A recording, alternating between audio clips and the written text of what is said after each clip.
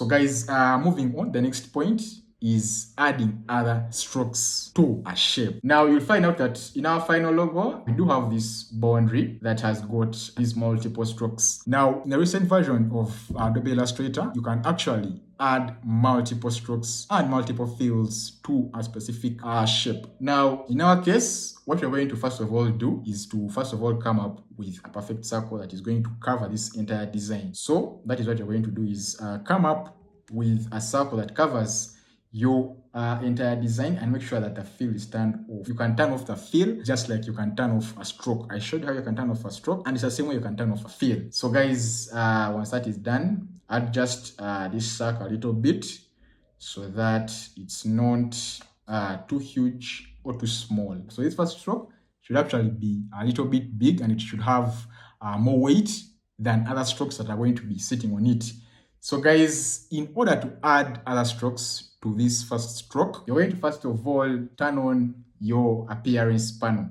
Now to turn on the appearance panel, come right here on your main menu, and under the window menu item, scroll down right here and tap on appearance. Now this appearance panel will actually come up, and you can actually dock this appearance panel right here below your properties panel. Now I showed you this docking area, and you can actually dock as many panels as you want depending on what you're working on. You'll find out that since I have selected this circle, it has got this stroke right here that you can see. I can actually turn it off and on, and you can actually add another stroke using this add new stroke button right here. You'll find it down below the appearance panel. Now once you click this button, notice you have seen that initially we had one stroke. Now we do have two strokes. So this is the first stroke, this is the second stroke. And we can adjust the width of our first stroke. And before we do that, let's first of all change the color of our first stroke. Now you'll find out that our first stroke actually has a color that resembles one of our highlights right here. Let's actually select it so that we can copy this color. In order to edit items in a group, you have to actually double click on them and find out which colors do they have, or maybe which type of stroke do they have. So that's what I've just done, and I've copied that color. Then come right here and select the first stroke, and then under your fill and stroke tool, double click on the stroke and paste in that specific color.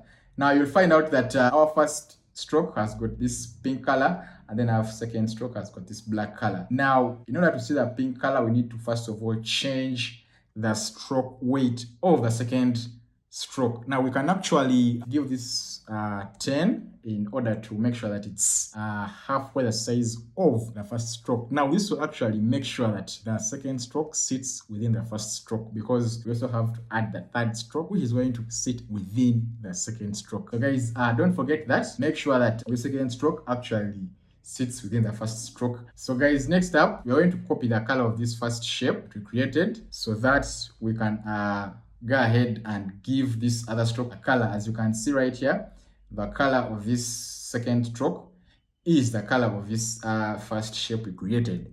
Now select the ellipsis again and select the second stroke, because that's the stroke whose color we want to change. Double click on it and paste the color code right there. Now click OK, and you will have your color right there. So guys, the next thing is I'm going to make sure that I reduce on the weight of this second stroke. I'm going to give it a 6, and 8 will do, because I want the third stroke to sit within this second stroke.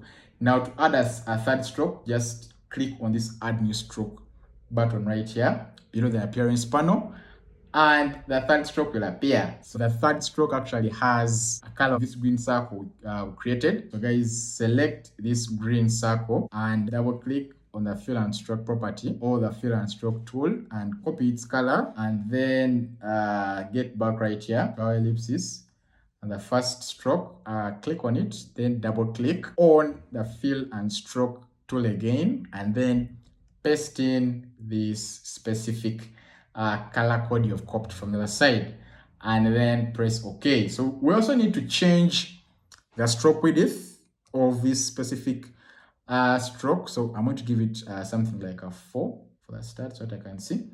Now I want to change it to a 2. Will a 2 work? Now let me put it back to a 4 so that I can also increase on this and make it a 10. So I think that will actually do.